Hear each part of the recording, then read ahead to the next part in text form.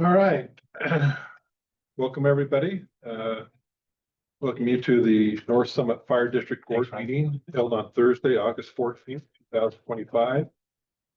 We are a little later than 6 p.m. We had some technical difficulties at first, so we're starting a little late. So, let's do a roll call. Louise Willoughby here. Steve Allen here. Hey, here are you. REI Needy's here. Corey Blomquist. And Don Donaldson here. All right, great. So I think we got this a little backwards, but we need to do the pledge of allegiance, right? Yeah, sorry, night. Yeah. Let's stand and do the pledge of allegiance. I pledge allegiance to the flag By the United States of America and to the republic for which it stands, one nation, under God, indivisible, with liberty and justice for all.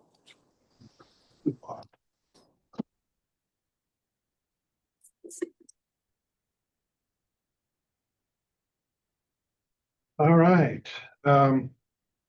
Closed door session, or we have any closed door sessions that need to be addressed today? Okay, then we will move to public input. Anybody on the online?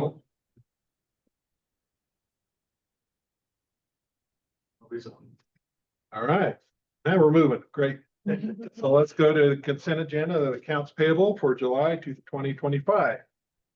Open it up to any questions from the board regarding what was presented. Don, I think there might have been a work session notice prior to going. So through it's your- actually the end. Am I looking at a different? Did you move things around? Yeah. Like the wrong agenda? So it's at the end so that we can Be updated. take all business labs, look at your training. You just want to get Got it. done, don't you, Brian? You just want. Okay, very good. Sorry, thank you about that. Okay.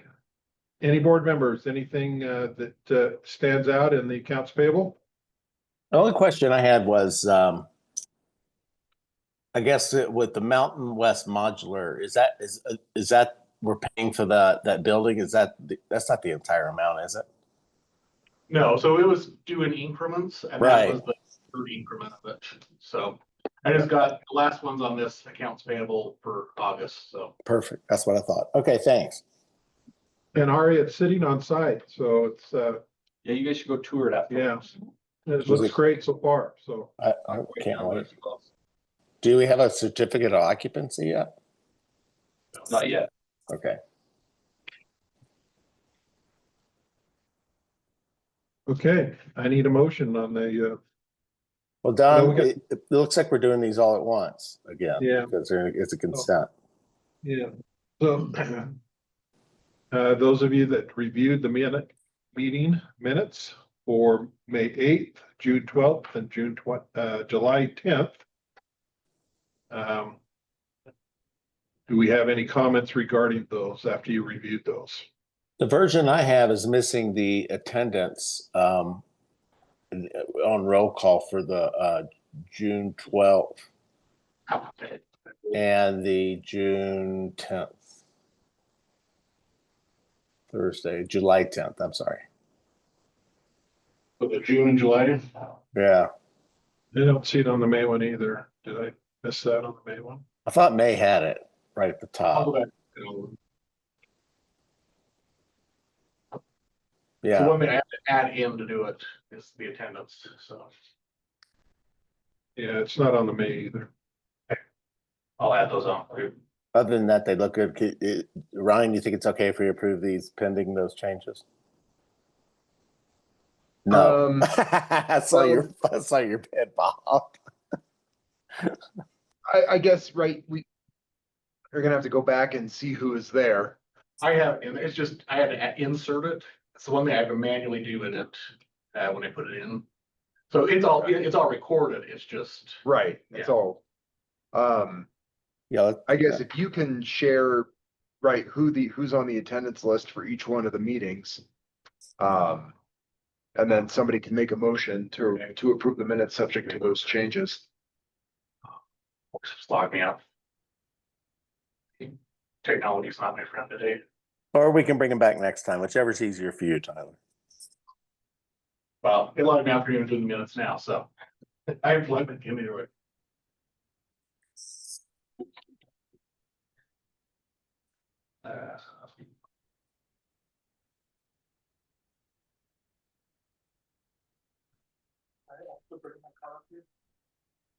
Shouldn't say May too. Let's wait till after tomorrow, because June 12th, July 10th.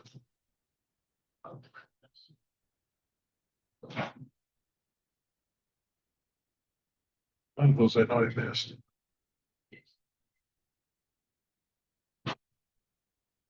So for May, it was Steve Allen, Louise, Ari, Corey, and Donnie were absent in May. This is what was held it up because we had such a backlog of people being gone. June. Oops.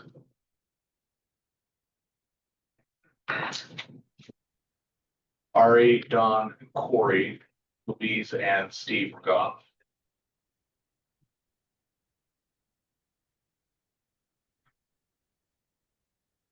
And that was like August. Oh, we're in August, right? Yeah, sorry. yeah, and I wasn't there for the last. So the last one was Steve, Don, Corey. Yeah, Steve, Don, Corey, and Ari and Louise were absent. Yeah. Right. Okay. Okay. So I need a motion on those consent items. And if any motion could be subject to the changes proposed by Tyler to reflect his notes about attendance. I move that we accept the consent agenda as presented, subject to the changes that Tyler just gave us for the attendance on the last two minutes. I'll second it. Any motion passes. Those in favor, say aye. Aye. All right. Consent agendas are complete. I do have a question. I was missing for two of them. Is that a problem? June and July? There for me. So in general, you actually can vote to approve minutes if you were not in attendance at the meeting. The wrinkle, though, is by voting to approve the minutes, you represent that you listened to an audio or watched the video of the meeting and you're familiar with it and you're comfortable representing that the minutes are write a fair and accurate depiction of what happened. To clarify, it can be read also, not just audio or visual, correct? If you have a transcript of the whole meeting, sure. Yeah. As long as you have I an listened to accurate one, transcript. but not the other, so. So I missed one completely. Then whoever made the motion to approve may need to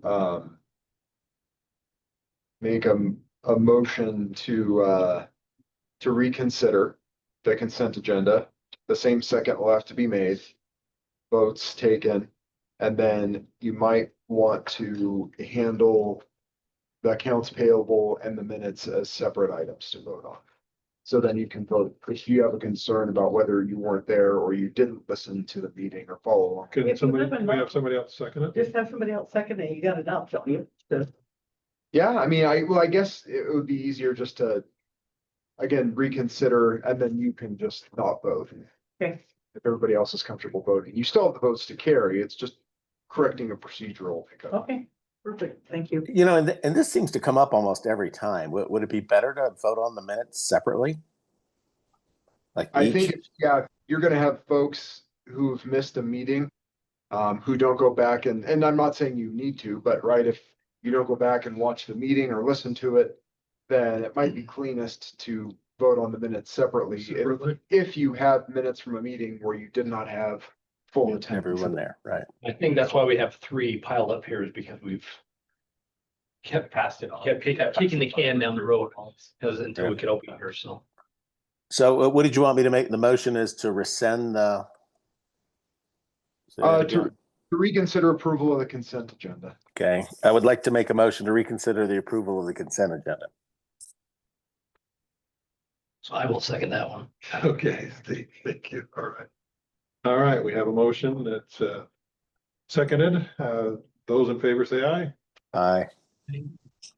Motion can vote. unanimous. Agenda is complete. All right, Well, consideration for approval. Sorry, then you'll need a new motion to approve. the Yep. consent agenda. And, I'll Louise, abstain. you just will abstain, yeah. I move to approve the consent agenda with the changes that Tyler recommended for June and July meetings to reflect the correct attendance. I will second that. Okay, Steve will second that. Okay. Motion seconded. Those in favor, Aye. and you abstain. Okay. Did Corey vote? Corey, can you hear us? Yep, Did you make a vote or a vote rather? aye, yes, Were you an aye or a nay? aye. Okay.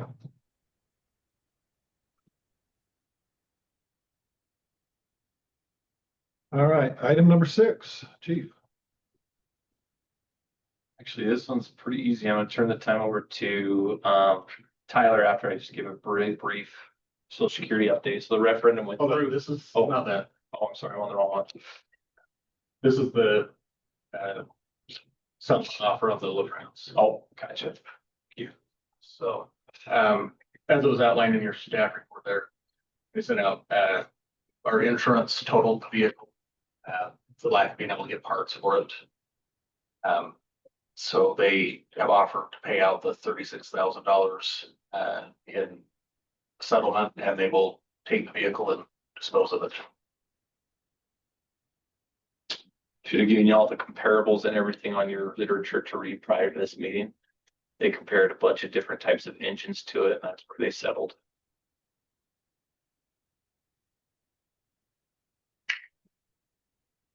So we're just we're asking for a recommendation of approve it. So if we don't accept this, what's our option?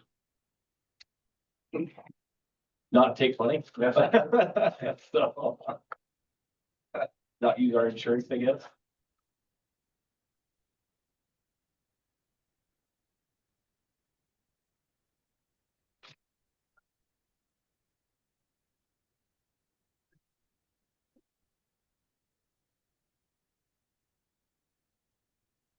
So it looks like they took the deductible out of that. That's how they did, Yeah. basically, they just the value, the cash value of the vehicle. Yeah, they did actual cash value, which came out to be 37,100, 150, or I'm sorry, 37,115. Tag title fee of $6, the deductible, 500. So the net settlement amount that we're receiving is $36,621. I have no earthly idea what they're worth, so you need to you help me at not knowing That's a really good the price. value. I need to know if that's a good price or not. So, Yeah, I think that's the best we could have ever gotten out of that. Because of the age, nobody makes, just a reminder, we kind of reviewed this last time, but nobody makes an American LaFrance anymore, so you can't even try to find parts, which they did. The insurance company kind of was trying to see if they could actually rebuild or replace it. They couldn't find anything, so that's why one of the reasons, or main reasons, it got totaled, because they just can't find parts or source parts any longer. So I would say that's a really good offer. They're only 2-wheel drive. Yeah, it was, and kind of the summary maybe on this engine again was this came from Canada apparently. Quite a year, 18, long time ago for us. And it was never transitioned into the United States miles per hour. It was still in kilometers. There's just a lot of things that weren't procedurally correct. And then obviously the sourcing of parts was huge. So I think it's pretty good. Don, they have a report here that shows 2 other units that recently sold at market value. So you've got a pretty good recommendation. I also did some searching and we've kept an eye on this. It's on our list. Actually, I don't know that if we could have sold it for that. Yeah. Great. Okay. Okay. Make a motion to. Is that what you need?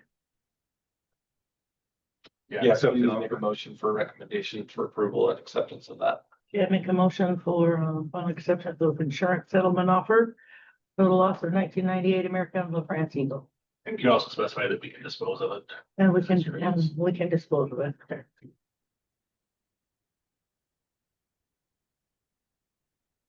I can second that. Steve seconded. We have a second on that approval. Doesn't the insurance company take it and dispose of it? Yeah, but so because it's over the $5,000. Gotcha. Okay, gotcha. The surplus limit, yeah.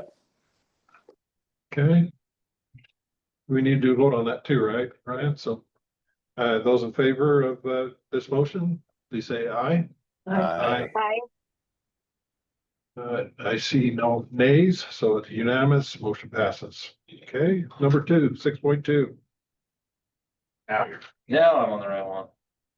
I think it's page 35 of 50. So this is a resolution clarifying original intent and resolution of adoption. Ryan, I think I'm gonna pass this one on to you Sure. for the explanation of why we're clarifying. So this actually, I think we stumbled upon the need for this in the process of working with URS on the heels of the election regarding Social Security. And Tyler had reached out to me saying URS needs a resolution, and I wasn't clear on what they were looking for. There was some back and forth with no clean outcome or direction.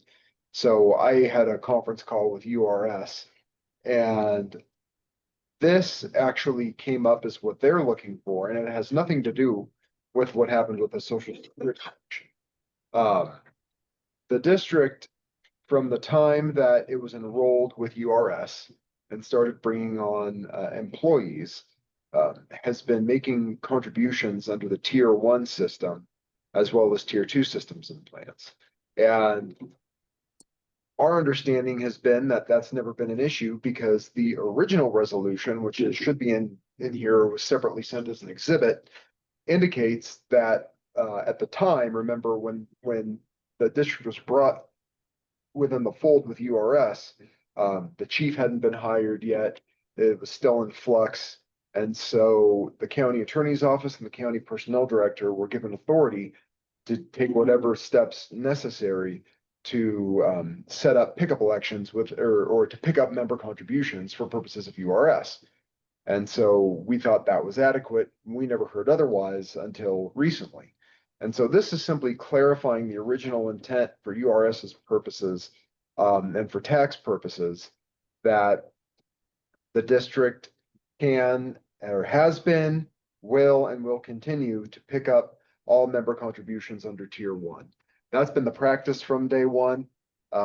There's no plan to change that practice. This is simply clarifying what that practice has been. And URS says that they need this. So that's why it's presented for you. Because this is clarifying that original resolution, the request is for the board to recommend this to go to the council for approval. Because the council, as your governing board, recall, has final authority over all personnel matters. They were the body that had to vote on whether to opt into URS in the first place. And where this is tied and linked to that original resolution, this will have to go to council. Now, speaking of things that need to go to council, URS did say, oh, and by the way, that member election you held sure was nifty, but that has to be ratified, or that decision has to be formalized by whichever body is responsible for that sort of thing for the fire district.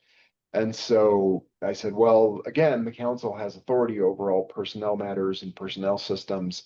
And so they want a final approval from the county council, green lighting and paving the way for that member election to become effective. So that's also gonna have to go to council. But that's more as an FYI. The action point for you here is asking for a recommendation on this resolution. We don't yet have a number because right, council will number it, or Annette's gonna number it for council purposes. And I'm gonna work with Annette between now and the next council meeting to get the right number for the resolution. But otherwise, you can refer to it as the name of the resolution.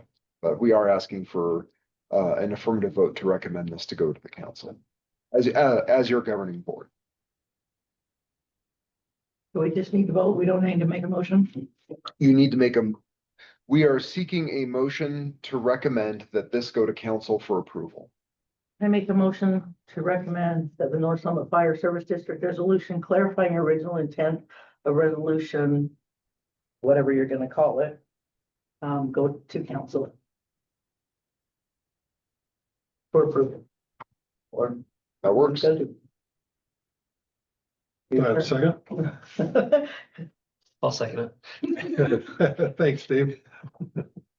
All right, we have a second on that motion. So those in favor say aye. Aye. Aye. Aye. Motion is unanimous. Motion passes. 6.3, discussion on possible approval of an interlocal agreement. This one we're gonna pass off to Tyler just with a little brief caveat really quick. We've been working on this interlocal agreement with Summit County for health insurance coverage for a while now. Tyler's headed this up for the last, well, ever since we started, right? Going on a year, Ryan? Yeah, Year and a half. Year and a half. But who's yeah. counting? it's been a big project, but he's acting in behalf of as our HR for here at the district. And so he'll kind of take this along and explain it to you. So basically the county, as we've been doing our health insurance, dental and a couple other things with the county. Get better rates, obviously, bigger pool we have, the better the rates can be. And when we've done that, and that's never been really formalized in writing.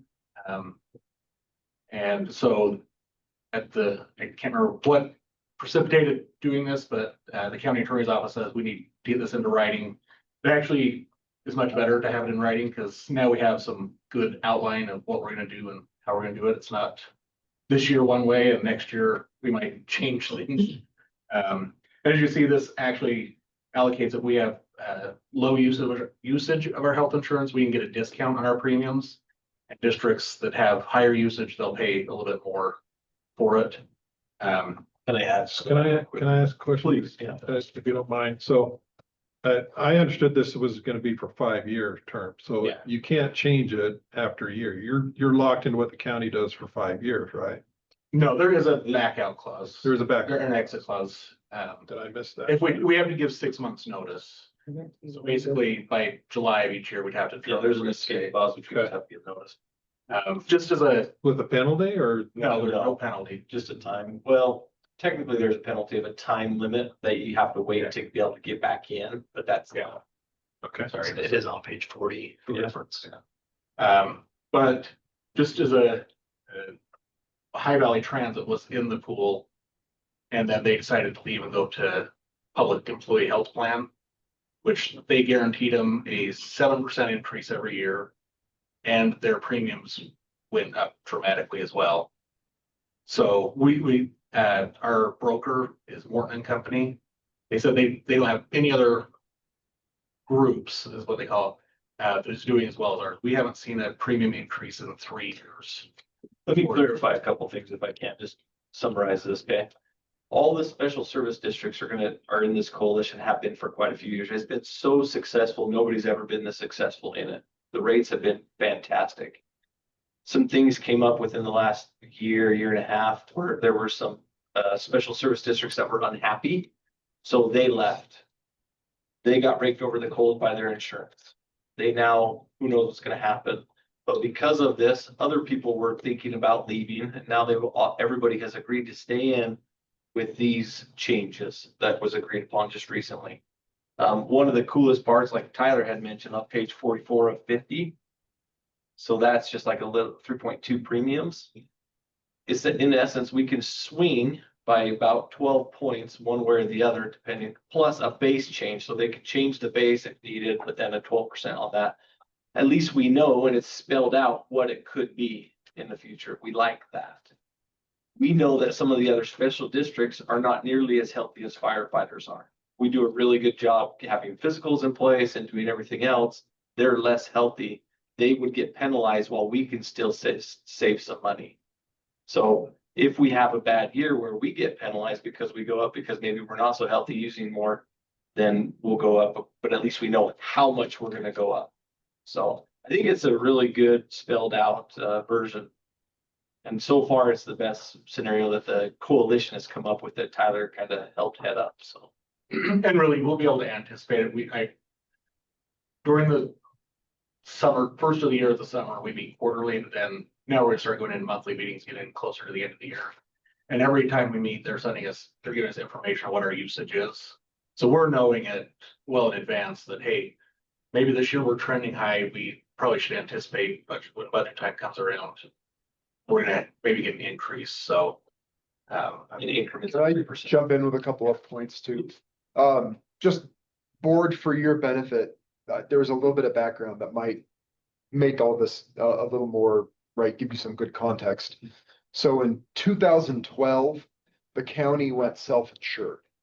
And when it did that, it brought all of the districts under its umbrella to broaden the pool and be able to negotiate for better rates with a bigger pool.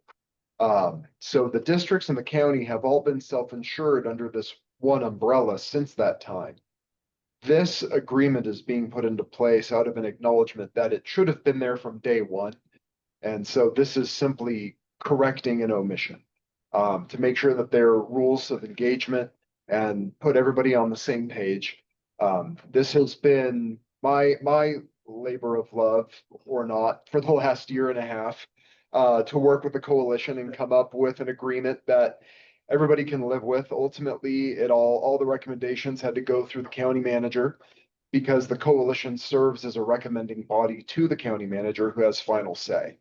But this outlines, right, how votes are weighted, which entities get which number of votes based on their employee population. And then as already noted on page 44 of your packet, you see this chart that's going to establish a premium factor to be applied relative to each entity's loss ratio. So to your point, Don, you're right. This is a 5-year agreement. It's anticipated that next time this comes up, it'll probably be for another 5, if not even 10, but we wanted to see, we'll do this for a shorter term, see how it works, see if there's anything that needs to be corrected going into next time. But these premium factors, just so you know, will be laid on top of whatever market rate adjustment that Morton implements that applies across the board to the entire pool. These are predetermined tweaks based on the average of the prior 2-year loss ratio. And these tweaks apply on an individual district by district basis for who's participating in the coalition. But this is not really designed to fundamentally change what's already been happening. This is to put a structure and some rules of engagement in place, especially where, as Tyler noted, last year High Valley left. The council wasn't too happy about it because you have 3 council members on their board of trustees and their rates went up. And I know some districts have looked at leaving the coalition, and my understanding is they were not quoted better terms out there on the open market. Can I add something to that? So Ryan has been pivotal in this whole thing. He's drafted this contract. He's been huge. But where we stood is the county was still going to allow us. A lot of people were wanting to leave potentially. And then like Ryan said, they saw that the rates were higher. They weren't getting quoted anything good. And my whole philosophy was, this is proven, it has been for years. It's a great system. We've been cheaper than everybody out there, if not everybody out there. Why throw out the baby with the bathwater? Keep the system as long as everybody's willing to make some changes and come into the fold and stay in the fold. That's the best case scenario, and I feel like this gets us there. So, can I ask a question? So by entering into this contract, what would that do to the expected budget going forward or expenses going forward? Would it be similar, the same? Would it change at all? What's the impact of that? Yeah, so, oh, go ahead. So next year, because we already calculated, we're anticipating actually a decrease in our premiums. We're seeing we'll see probably a 3% decrease. Based off that table that was. Yeah, that's what I was talking about, yeah. Yeah. Exactly. So based off that table, if we have a great year, we'll know previously, and hopefully you only go in increments of 3, so you're increasing or decreasing by increments of 3%. However, there's always potential in a really bad year, which we don't think, being healthy firefighters, we're gonna try and stay that way. That it will increase by that 12 that it could, plus more if they change the base rate, but.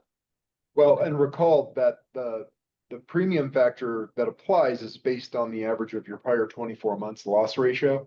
So if you have one really bad year, you're not getting nailed for 1 year alone. True. It's still gonna be averaged out with the other year. So that will be Increase spread. that 12%.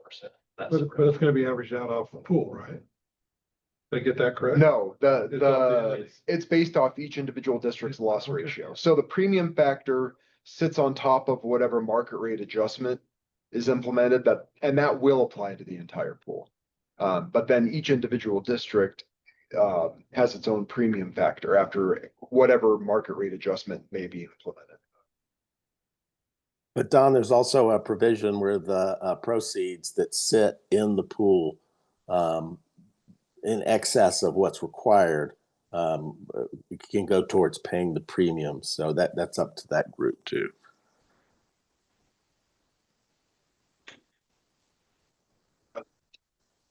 John, I believe the provision we were thinking about was the severability on 8. So Yeah. the page, okay, you saw that?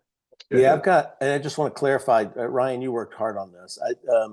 That severability has to happen before January 1st of the year, right? And then it's 6 months of that date. It's not just at any time, right?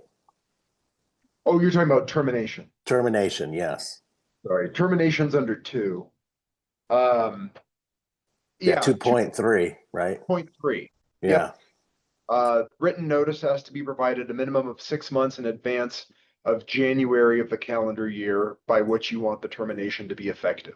Right. So 'Cause we would once have you're in to, it for a year, you're in it for the entire calendar year. right. So we would have to, the earliest we could possibly go out would be a year, 18 months into this. We would have to vote on that.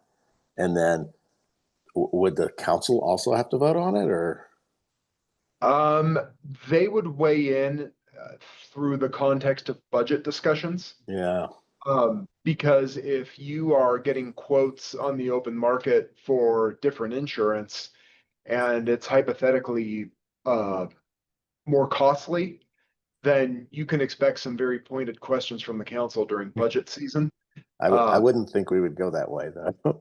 And my recommendation would be, if that's something that you at some point seriously want to entertain, I think it would be to your benefit to sit down with 2 council members and let them know what you're thinking, and kind of take their temperature on it and find out whether it's going to be well received or not. But as to timing, right, let's say you, and this is purely hypothetical, let's say you want to do something different effective January 1 of 2027, then the last day you could provide your notice of termination would be June 30 of 26. Yeah. Right. Got it. Right. Yep. Okay. I just wanted to make that clear because it was floated to the group that it was a 6-month notice, but that it is specific to that January 1st date. This is Yeah. you did great work on this. This is a wonderful agreement. I also Thank have a question about membership in the coalition. So I get it that reports to the manager. I love how this is put together. Is there do we have any input on who our member is? I would assume right now it's Tyler, and I know that number goes up based on how many people we have in the pool. So, For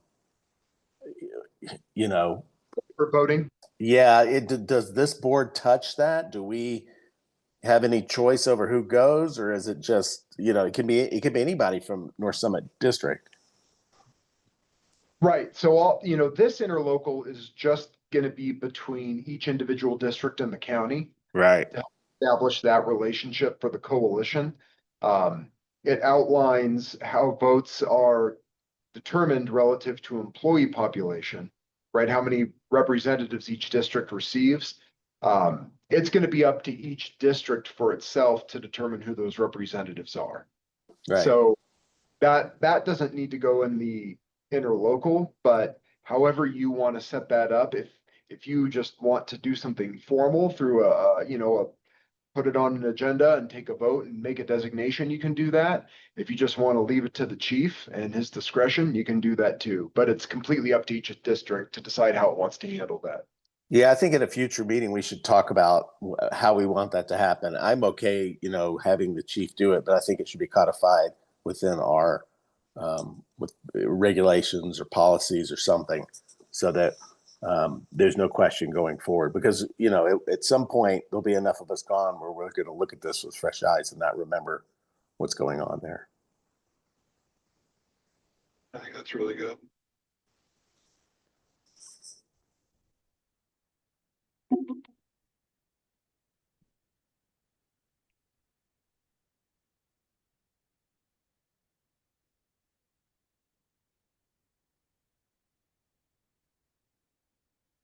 Okay, So we're looking for a recommendation for you to accept Yeah. this resolution. Okay, I'll move that the North Summit Fire District Administrative Control Board approve the termination of this is a new interlocal agreement with Summit County participation with the Health Insurance Coalition effective January. When is this going to be effective? This would be effective tonight. Okay, effective tonight, and direct staff to provide written notice to us once this is in effect. I'll second it. okay, we have a second to the motion. Those in favor say aye. Aye. Aye. Corey's no longer online. So we have 4 of the 5 approval, so motion passes.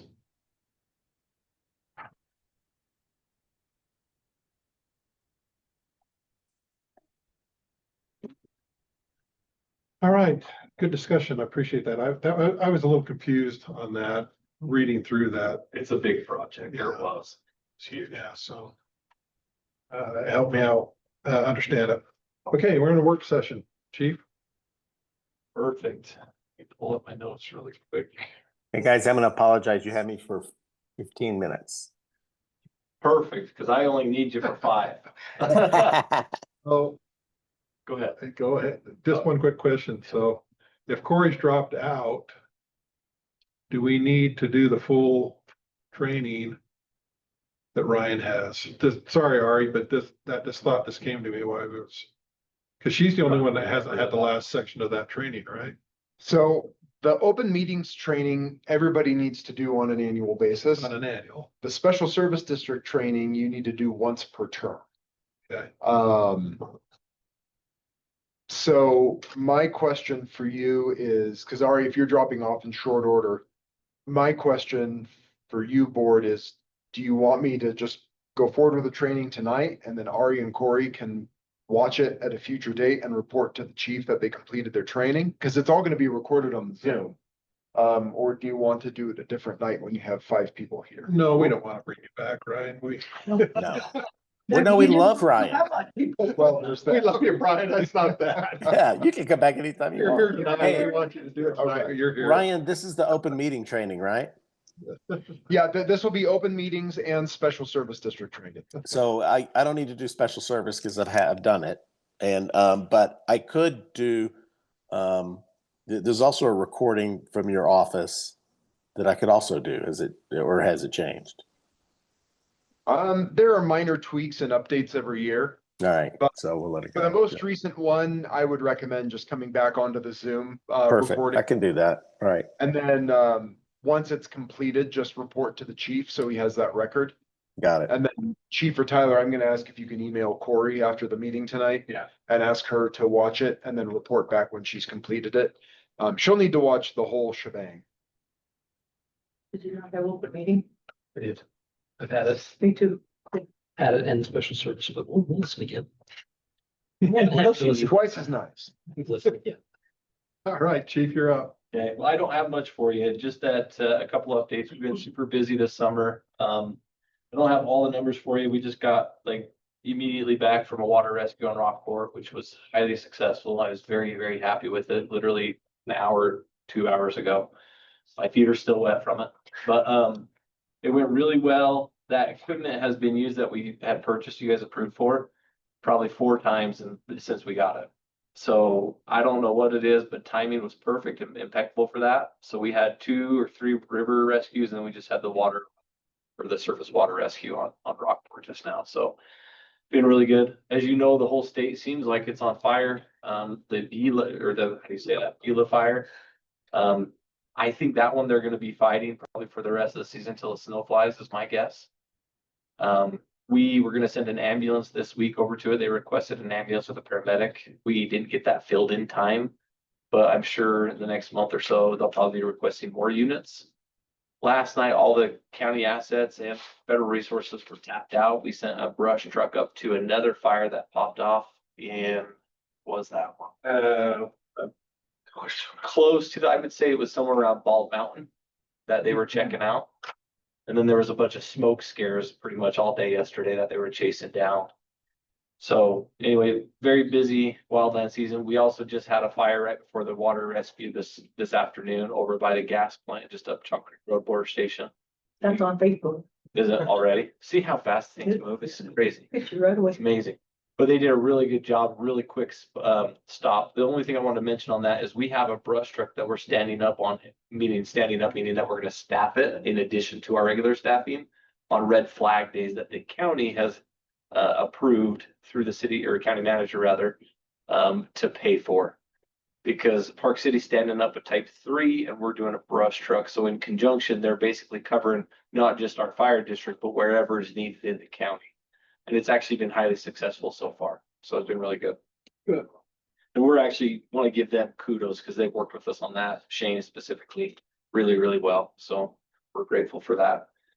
And as you know, the sooner you on a grass fire or a brush fire or anything like that, wildland fire, the sooner you can get resources on it, the faster or success it comes out to be. So we're excited about it. The only other thing is I just had one of our firefighters, paramedics, give me just some average numbers really quick for our times, because I promise you that every month. I was running a little bit behind. Average en route time is about 3 minutes and 28 seconds as of today.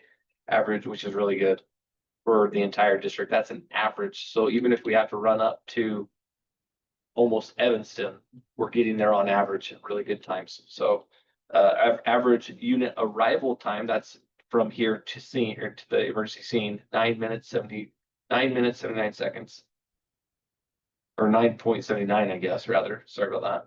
Average scene time was 21.57. Average transport time is 34 minutes, and then average time back in the service. If they transport down to, let's say, Salt Lake somewhere, their back in service time is about 65 minutes. So we lose them for about 65 minutes. So down and back. Or if they go to Ogden or wherever they go. That's all I had for you tonight for just quick updates. So In virtually, we had 84 calls in July. yeah, so in July was really busy for us, 84 calls. We're up for the year pretty drastically. We'll get you those numbers hopefully next time. So, but we've been having a busy summer. So it's been good. It's been a lot of fun too. So You know, I'm gonna ask progress on Hennifer. yeah, for the station itself.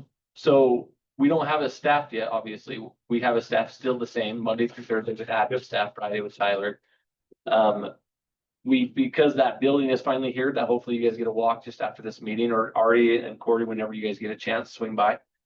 Now that that's in place, once we get the CMO and move in, then we need to remodel that place to make it habitable for firefighters. But we're still running out of their status quo for now. So no changes yet.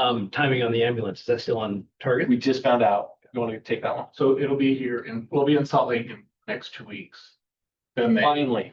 Great. we'll sticker it, Yeah. put all the radios in it. Yeah. Okay. Okay. And then we'll get it. So we're probably end of September, mid-September. Yeah, We'll have so it. getting there, it took, Well, then we'll have to get a license from the state, but yeah, stickered, licensed, registered, all that stuff. Oh, Good progress. and inspected too by the state. Yeah. the Bureau. But really good. But that brings me to what I wanted to talk to you just a little bit about tonight is we really need to start thinking about the future, because as you have seen, an ambulance taking almost 2 years, a fire truck to get in service, to even order, takes almost 4 years anymore. We really need to make sure that we're thinking forward and how we're gonna do things. So if we're down an engine or anything like that, which we've been, we need to think about, okay, 4 years from now, even if we ordered it yesterday, it's not gonna be here for a while. So we need to start considering those types of things. And that's I want you guys to start thinking about that. So we may have to make some moves that we ask you guys to do, thinking about, hey, this is gonna be in effect 4 years from now when you guys may not even be on the board. So that's how forward thinking we have to be. Last but not least, it's under my spending limit. I've been in negotiations with Goshen City on a fire truck. I was able to negotiate $5,000. And they had a meeting last night. We barely missed it. So on the 9th of this next month, we'll be able to take ownership of that. Because they're gonna sign and accept that contract. So we'll have a Type 1 engine, which gets us, once we get the Park City engine back, 3 engines temporarily that we only own 2, but don't forget, we're borrowing essentially for $1 the Park City engine. So we have to figure out that one next. So if we can get 4 fire trucks, 4 ambulance, that's 1 backup. So each station would have 1 for Type 1 engine and 1 ambulance. Then if we had a reserve, so if something goes down, we could fill it and not have to have anything out of service. That would be optimal. That's where we're trying to go. And we're getting there, but it just seems like every time something comes up, something happens, but we're doing good so far. So Goshen City has been really great to work with us on that price. So we're excited. 5,000? 5,000 for a fire truck. It's a 1995 Pierce Saber, I believe, not Saber. Pierce something. Yeah, Pierce something. I think it's a Pierce Saber. So it's a good looking engine. It has 13,000 miles on it. It looks better than anything I've seen out there. And for the price, like Ari likes to say, we don't buy things new. We don't have the funds yet. So Well, I can't wait to see this one yeah, it looks really good. for 5,000. Yeah. We buy new stuff. We're just a used car family. That's what we are. That's what we are. We're a used car family. Our water rescue equipment. Hey, that's brand new, wasn't it? Mhm. Of course, yeah. Can't buy used there. That's not gonna work. Other than that, that's all. And the turnouts that were on our budget, on our right. expenditures today, those are new, yeah. Well, yeah, you'll see those every year. So Yeah. you'll have about 4 or 5 sets come in and we'll just start rotating them. That's the whole plan. Hey, you I have gotta new go, little- guys. Thank you. Bye. Good work. Thank you. Bye. Did you say Louis? You have new little trucks, New little trucks. not fire trucks, pickup trucks. Oh, we've had those since the beginning. Yeah, Yeah. for sure. Yep. That's been great. All right, Chief, you have a 7.2. Is that you also? Annual open public That meeting? is Ryan. That's me. That's you on the training then? That's where we're at. All right, All right, Ryan, you're up. what you all came for. All right, let's see here, Tyler. If I plug in, will this pick up on the recording? Yep. Okay.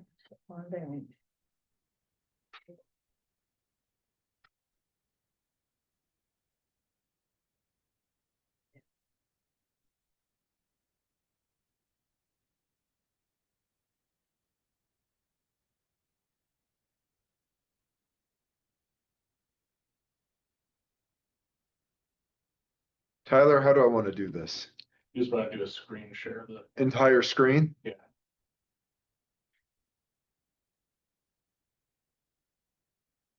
There we go.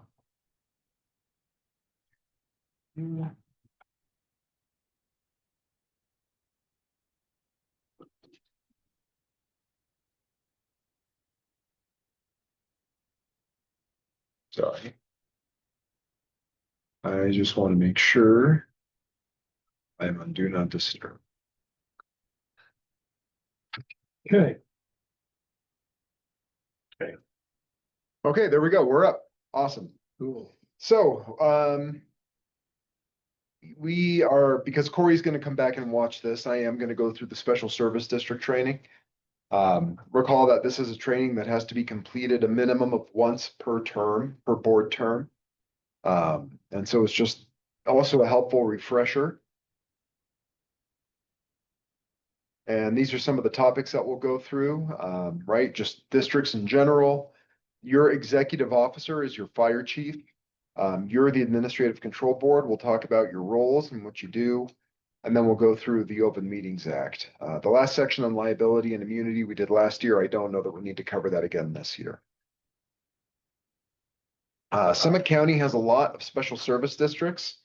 You'll see that the ones in blue type are the ones over which the county runs the entire entity. There's no administrative control board.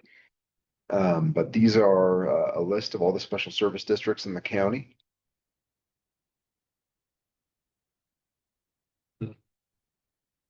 And special service districts provide a variety of services, right? Water, sewer, cemetery, transportation, fire protection, animal control. They are dependent districts, which means the county council is the governing body over the district. And when the county wrote or approved the code establishing the district, it delegated some powers to use the board and to some to your executive officer, that's your fire chief. You are governed by the Local District Act there under state code. You are also subject to the fiscal procedures for local districts. That's under Title 17B, as in boy, of the state code.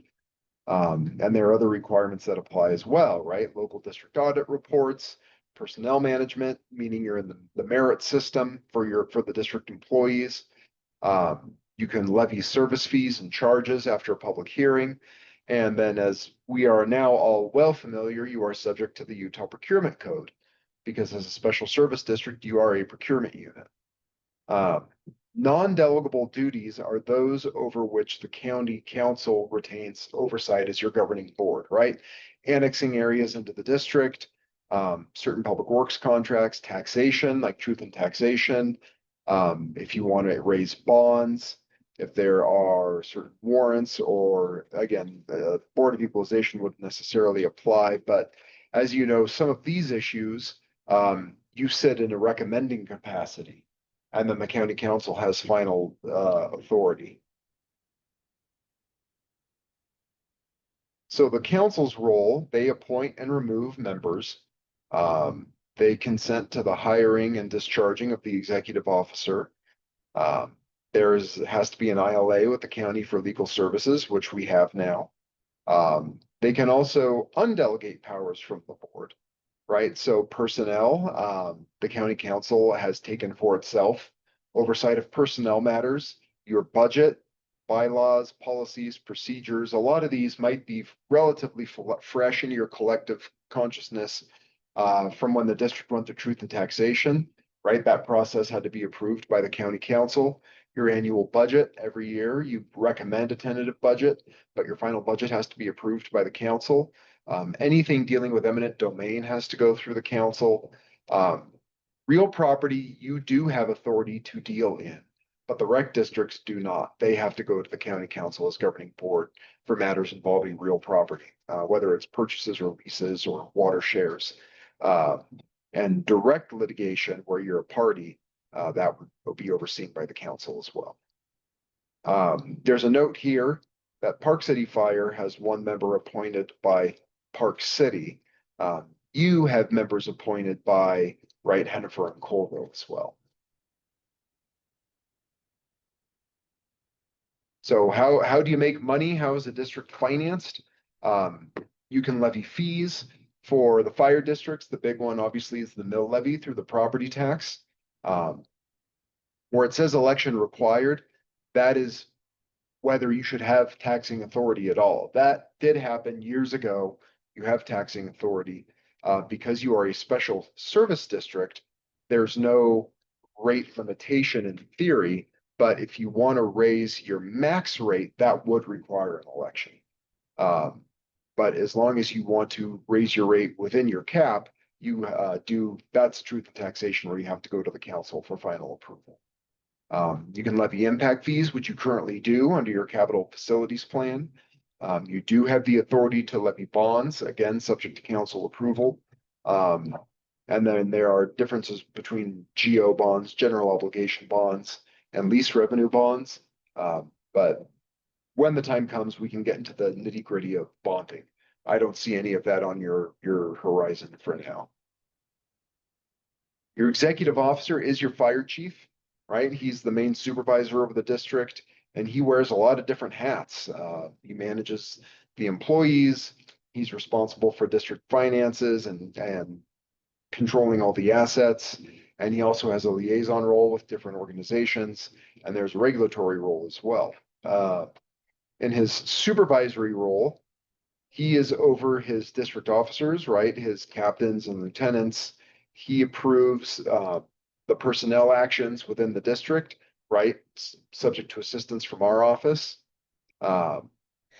Also oversees the handling any civil lawsuits, again, with the assistance of our office. He can issue executive orders for the district, subject to our office approving those orders as to form. And then, as you know, he does a really good job keeping you all updated on matters pertaining to the district. And that's one of the liaison hats he wears, is with you as his board members. As to finances, he is the purchasing agent for the district, following the procurement code as well as your procurement policies that are in place. He can execute those contracts. Again, some of those come to the board. All of them I have to approve, or my office has to approve as to form. The proposed budget starts with you. That comes from the work that he does in conjunction with his staff. He acts as the risk manager, right? Interfacing with the local government's trust, because that's your insurer. Oversees any grant applications and approves expenditures up to or subject to your procurement policy. And I know a lot of this may seem very familiar, but don't let that stop you. If you do have any questions, and you want a little more clarification on something, please jump in. Better to get questions answered than leave feeling any degree of confusion. He's also your asset manager over your capital assets, and managing assets, right? Acquiring and disposing those assets has to be done with board involvement, depending on the assets, consent of the county council, right? Dealing with construction, dealing with your capital facilities plan and implementing that plan. That's your impact fees through your impact fee facilities plan, which is that's good for 6 years. I think you still have maybe 3 years left on that, right? The initial year, The initial, the big circle ever rotates. yeah. As well as handling issues of real property. You talked about that tonight with the engine from Goshen City, and disposing of the one subject to the insurance claim. So those were good examples of him overseeing asset management. In his liaison role, right, he interfaces with the county manager and the council, with my office, with other cities and towns and districts. And he acts as the public relations officer with the district, for the district. So he's working with all these different entities for the well-being of the district and to build those relationships.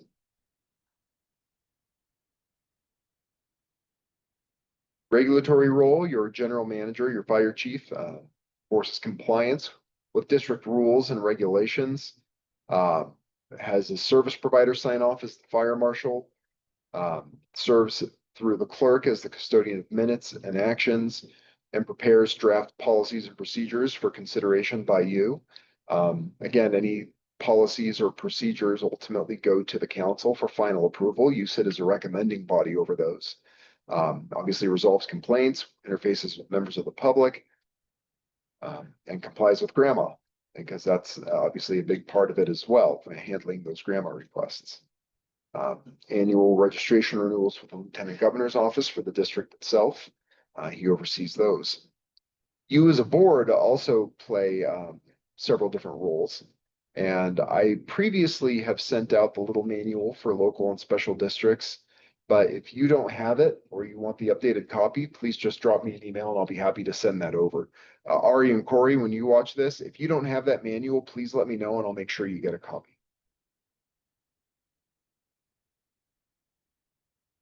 So your regulatory role, right? You work on bylaws, policies, procedures, and send those to the county council for approval. You've been very active with the district in its first initial years, right? You've got bylaws now, you have procurement policies, you have operational policies. You've been working, you have HR policies, and now you are working on operational policies through Lexipol with your chief, and those are going to council as well. If somebody has like a bid protest, you sit as the appellate role to hear, and in an appellate role to hear that challenge. Um, and you get to sit through this wonderful annual training. In your financial role, you work with the chief and his staff to recommend an annual budget to the council. Your capital facilities plan as those come up, any property tax levies, any of those audits, these are all roles you play and making those final recommendations to the council, but you know that you do the legwork here. You're the ones doing the research and getting all the information to make those recommendations. But ultimately you have that financial oversight of the district. And if there were to be a bond, you would make that recommendation for the parameters resolution to the county council. The parameters resolution in a bond just sets the outer boundaries of what you would want the bond to look like in terms of maturity date, interest rate, things of that nature, whether it, callability, tax features. For your financial role, again, you work with the chief through the impact fee process, and you've set a fee structure. Any investments, you can veto hiring decisions of the executive officer and executive orders of the executive officer. You are the chief's boss as the board, and you conduct his performance evaluations. So Ryan, I had a question on that one. Yeah. So it says evaluation of that. What is I don't know that we've ever done that as a board. I'll have to go back and look. I don't know that you have. On that. Yeah, I've had evaluations. Don't forget, Roger and Chris were on the board for the last, well, the time I've been here. Every year they've done it personally. Okay. So I don't know if it was. Yeah, recorded I just per don't se. know what that is, what we need to do if we're doing that, so. it should Is there be on an actual annual forum? basis. But we probably need to start something new with them off. I can get with you offline and kind of share what they've done and see if you want to continue or change that. Now, do you, they did it as chairs and of course as a council. Do you do that as a board, Brian, or is it As a board. individual? As a board chair? As a board and usually in closed session. Okay, The board will interesting. generally have discussion in closed without the chief or the general manager present. And then So would it be an agenda item or that you go into closed session on, or how do you make sure you're doing that every year? I guess that's what I'm asking. sure. My recommendation would be to follow up with the chief offline, just to get an update from what he had in the past with Chris and Roger. And then reach out to me and we can talk about how to go forward. Got it. Okay, thank you. When the chief was hired, right, the board made what existed at the time of the board made a recommendation, and the county council has final authority over hiring the manager. Can serve as an appellate body on personnel actions where necessary. But the key point for this board and for all administrative control boards is that you do not direct individual employees in the district, right? You don't have oversight over any individual employee. You can't go out right now and tell a firefighter, I don't think you're doing that right. Let me show you how to do it, or I think that's wrong. That's not your place. You can, if you see something that's of concern, or you have constructive criticism or any sort of feedback, you are welcome to give it to the chief. But the board members do not direct or oversee individual district employees. That is reserved to the general manager. The governing body is your county council. They are the principal policymaker for the district. Sit in an oversight role over all matters pertaining to the district. Right, and just kind of a final thing to note here is that the board's will is expressed by a majority vote of a quorum of the board. No statement of any individual shall be viewed as the will of the board. So that's to say you're all individuals, you're active in the community, but the will of the board is not expressed through any one of your individual opinions. It is only expressed through you acting in an official way. Any questions on the special service district stuff before we go on to open meetings? All right, the open meetings training. That's the relevant code section that starts the Utah Open and Public Meetings Act. Why riders? I'm just kidding. So, right, the governmental entities, public bodies exist to aid in the conduct of the people's business. You conduct your deliberations openly, you take your actions openly. That's all from state code. It's kind of a helpful reminder, and you are a public body, unless that wasn't clear. If you want to take any action, it must follow the requirements of state law for putting a notice out. Notices have to go out a minimum of 24 hours in advance. They must include an agenda. And the agenda must include the date, time, and place of your public meeting. Where does that notice go? It has to go on the public notice website. It has to go on the district's website and in a public location within the district's geographic area, reasonably likely to be seen by residents of the district. Where you have regular meetings, this applies to you. You need to put out an annual meeting schedule, and you generally do that, right? At the end of each calendar year, you take a look at the next year and you vote to adopt an annual meeting schedule and you publish that. And that gets published in the same manner as for the meetings, right? On the public notice website, on the district's website, and somewhere likely to be seen by members of the public within the district. Whenever you put out a notice of meeting, you need to include an agenda. So what has to go on the agenda itself? You got to have the date of the meeting, the time it's going to start, where it's going, where the meeting will be held. And if you are going to offer a remote attendance option, you need to include those directions or that link. And you also have to have reasonable specificity to notify the public as to the topics to be considered at the meeting. So what does that mean? Your agenda can't say, talk about old business, talk about new business. That's not reasonable specificity. You have to publish your agenda with such specifics that a member of the public would have a good idea about what you are discussing or possibly taking action on. And your agendas have been doing a good job of that. Thank you, Todd. Welcome. Any final action or vote can only be taken in an open meeting. So you can't vote or take any final action in an open meeting unless it's listed under an agenda item and it is provided with advance public notice. So if you're going to take action, it's got to be noticed as an item for possible action.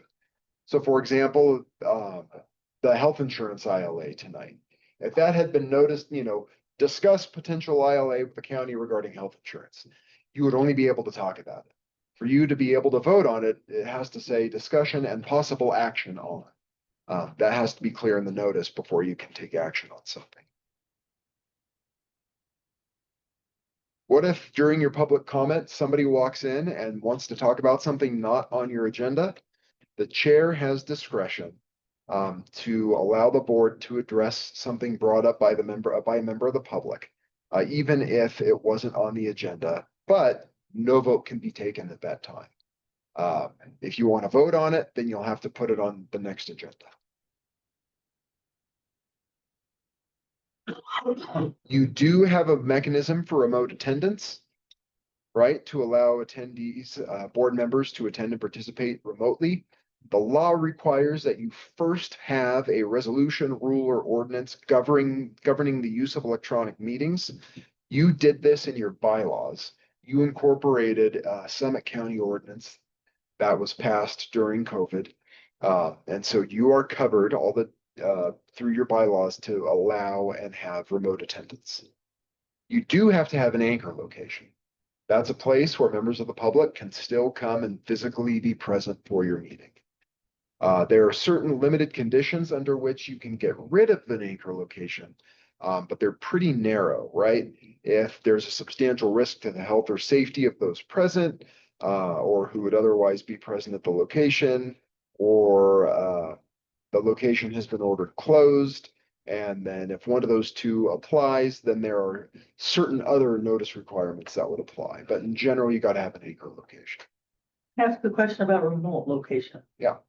This happened the other night over in Park City.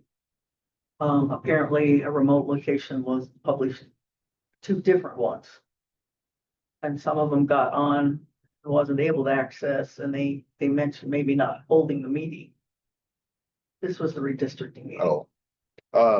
So how important is the remote locations accuracy if you have a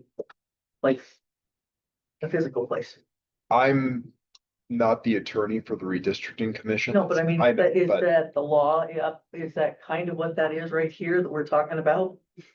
The law says that you can allow remote attendance if, right, you gotta have the link published in the notice for members of the public to participate. That they haven't clarified anywhere what happens if that doesn't. Correct. So we really don't know. And I'm being extremely cautious to intentionally not weigh in with a legal opinion because I know that issue is being discussed Yeah. right now.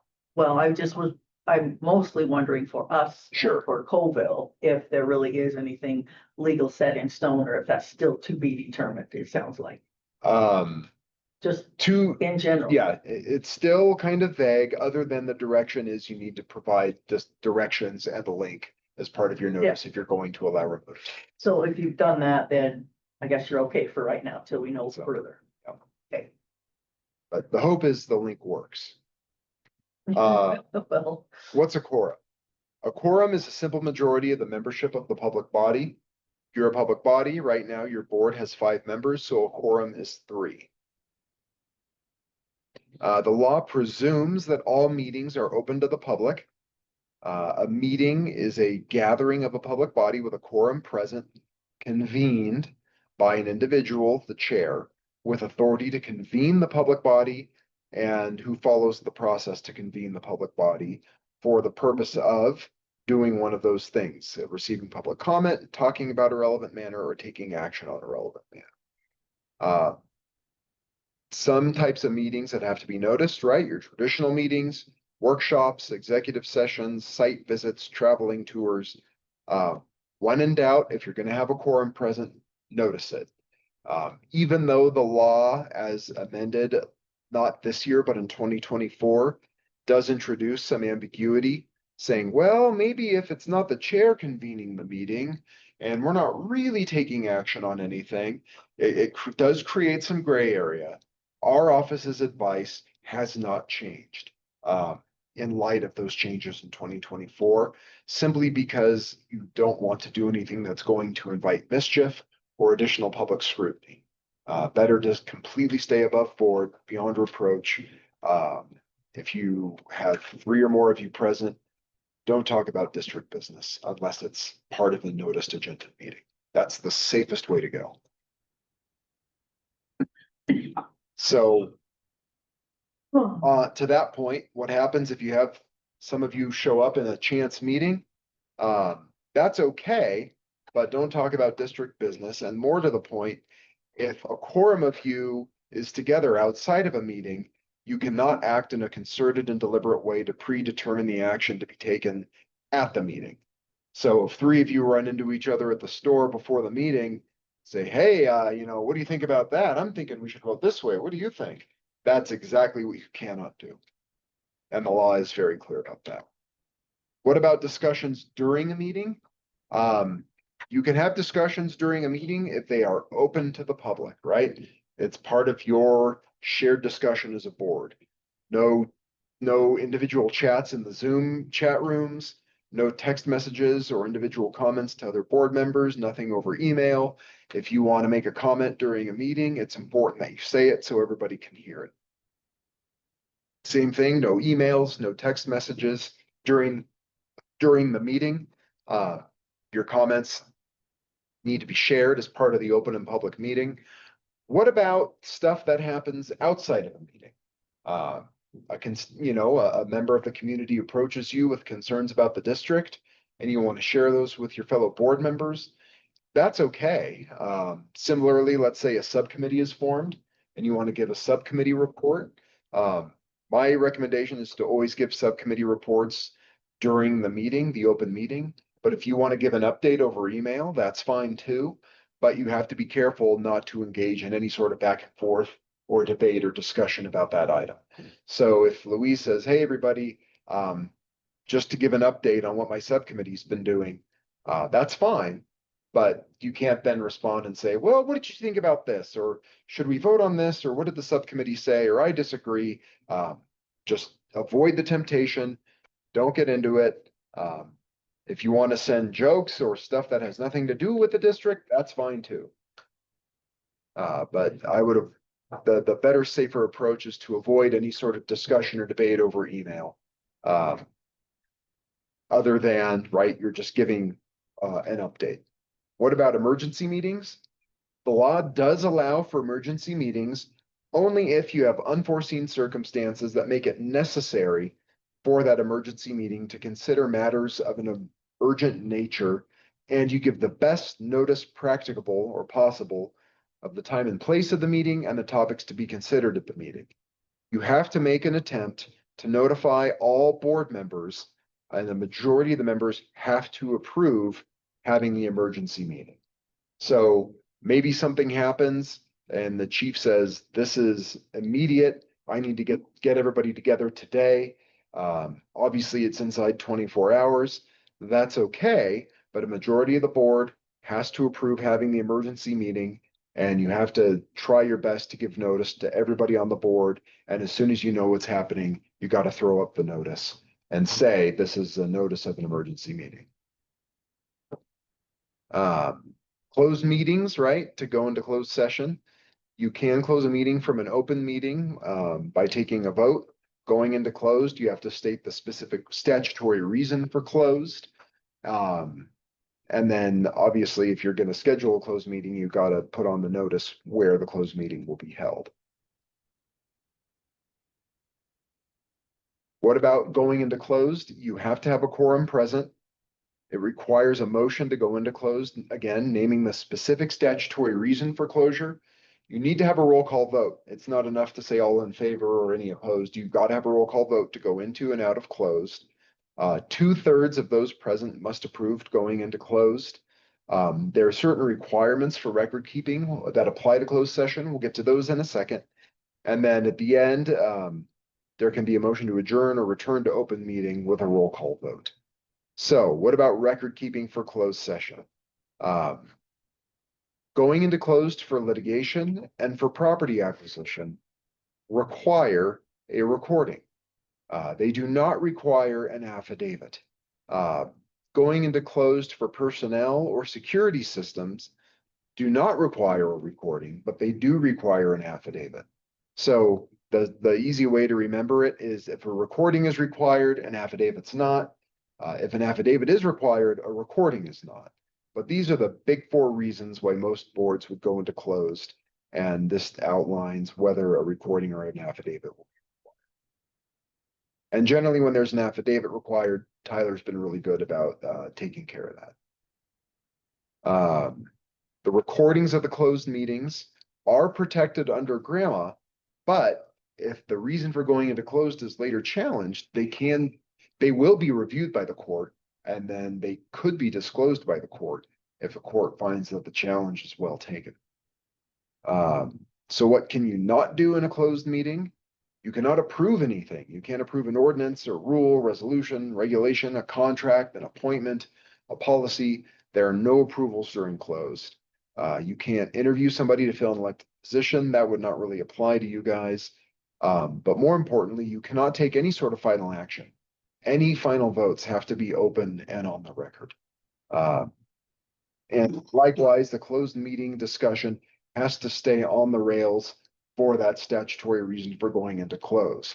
You can't go into close to talk about a legitimate closed session item and then completely take a hard turn and start talking about a bunch of other district business that's well outside the purview of that closed session. That has to be done in open session. Does a meeting ever have to be closed? No. The law does not require that any meeting ever be closed. The decision to close is always discretionary. And so that's just something to recall. As to record keeping of your open meetings, the written minutes, and again, Tyler's been doing a good job, have to have the date, time, and place of the meeting, the names of the members present, any board member who is absent. You got to include the substance of those matters discussed, proposed, or decided. can include a summary of comments made by members of the public body. Or in lieu of the summary, you can link to the section of the video or audio where the discussion took place. You got to have a record of everybody's vote, the name of those members of the public who gave public comment, and the substance of the comments provided. Yeah, if anybody wants to make a presentation, that presentation must be provided to the public body at the time of the meeting. Any other information that's a record of the proceedings of the meeting, any member requests that be entered into the minutes needs to be in the minutes. So if somebody says, I want this reflected in the minutes, it needs to go in the minutes. So you have to have the name of the public member, but you Yes. don't have to have the address. No, the law does not require their address. You do need to have their name, their full name. I mean, it's fair game to ask them what general, where they generally live. You don't have to record a site visit or a traveling tour if no action is going to be taken during the site visit or traveling tour. So if a quorum of you is going to visit a new fire station, you just have to notice the time and the location of the site visit, but you don't need to keep a recording if you're not going to be taking any action. What about with the closed meetings? We kind of talked about this. You shall record the closed portion of the meeting and may keep minutes of the closed meeting. But the recording has to, again, include date, time, and place, the names of those present and absent, and names of all others present, except where disclosure would infringe on confidentiality necessary to fulfill the original purpose of the meeting. So the minutes need to reflect who is present for the closed session, who made the motion in the second to go into closed, and who made the motion in the second to come out of closed. If you close a meeting for personnel or for security systems, no recording is necessary. But again, the presiding officer, the chair, has to sign the affidavit affirming that the sole purpose for closing was for one of those two purposes, personnel or security systems. Who enforces the Open Meetings Act? The county attorney's office, the attorney general's office, anybody who claims they've been denied a right by the action taken. A court can order compliance and enjoin a potential violation, and the wronged party can recover attorney's fees.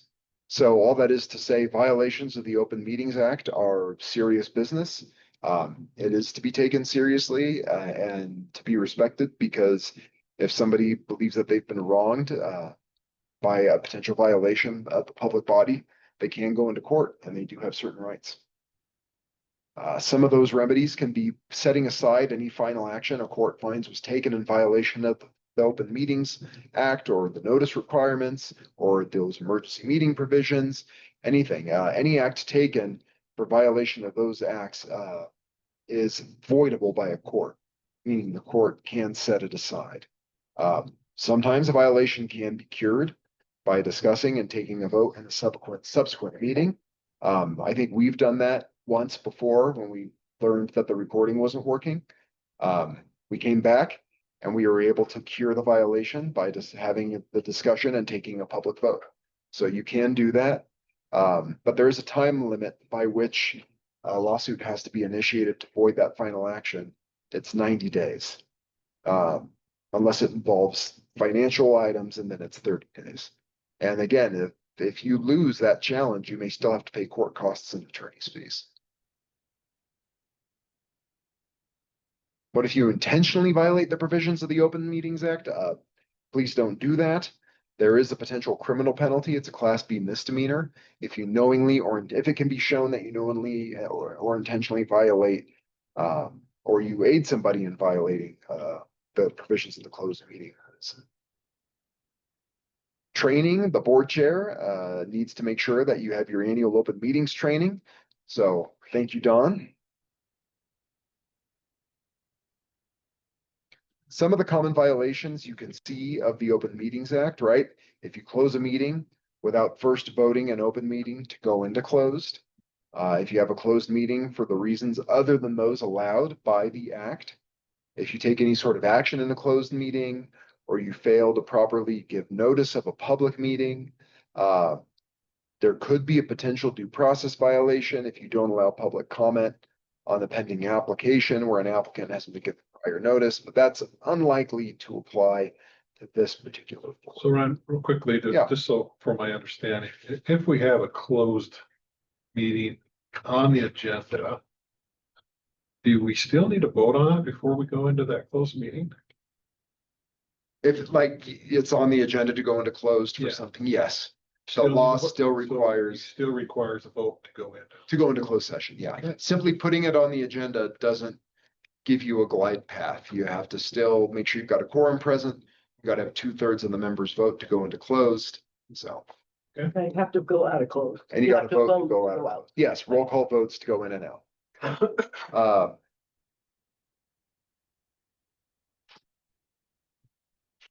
So. Parting tips, remember, you gotta give a minimum 24-hour notice. Make sure your agenda items are specific and that any supporting materials attached to the agenda, especially if the board's gonna be asked to take action on something, that item has to be included in the agenda. It's not enough to say we're doing old business and new business. You gotta have reasonable specificity of each agenda item. That's the legal standard. So members of the public can be reasonably informed about what you're gonna discuss. So they can decide, hey, that's something where I need to attend or I don't. It's also not sufficient to say, we're gonna vote to approve that thing we talked about in closed session. If you talked about, for example, a settlement agreement for litigation in closed session, and you decided that there was general consensus to proceed with that settlement agreement, that's not adequate. You would actually then have to vote in open session on the settlement agreement, identifying it as such. Remember, you can only go into closed for the specific statutory purposes. You have to follow the process outlined by law. Please don't message each other during meetings. Your comments need to be public and made out loud during the meetings. No meetings of a quorum outside of your noticed meetings. Always better to err on the side of transparency. That's what the act really encourages you to do. When in doubt, call your friendly county attorney. That's what we're here for. We're happy to help work through some of these issues. Any questions on open meeting stuff? All right. We've already asked Ari and Corey to let you know when they've completed the training after they watch this. So Ari and Corey, now that you're watching this, please let the chief know that you've completed your Open Meetings Act training. That is what I've got. Any other questions? Thank you. Yeah, thanks all. Nicely done as always, Ryan. Thank you. You guys finally got this almost learned. And understand it. After 50 times to do Yeah, it. that's why I asked that question of you, because I'm like, that's one that popped up that I hadn't thought about. Yep. All right, good. So it looks like we're kind of wrapping things up. So let's go to the board comments, open it up to the board for any comments. Steve, anything from you? Nothing this month, no. Louise? None from you, Louise? No, just a question though. Yeah.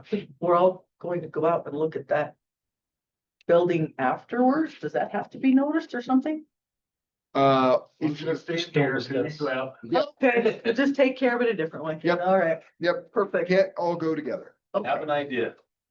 I need Don and Steve for 5 minutes after the meeting, if that's possible. Okay. You and Rouser go look at it and then I'll talk to Okay. those two. Does that work? perfect. That works fine with me. I just got thinking that's more like a floor. Yeah, interesting. Yeah, wonderful. I had one, so next month I will not be around, Steve, so hopefully you will be. Make sure I will be. So I think it's the 11th, September 11th. The 11th, my wife and I, it's our 40th anniversary, so we're gonna go party and play. Where's your priorities, Don? Where's your priorities? So I will not be around. Yeah, I don't blame you. Yeah, I should be, so not a problem. Okay, perfect. All right, so I need a motion for close the meeting, adjournment of the meeting, so. I'll make a motion to close the meeting and adjourn. I'll second. Second, the motion's seconded. All in favor, say aye. Aye. Hi, Motion passes. thank you. Awesome. Thanks all. I think the last things in the building here.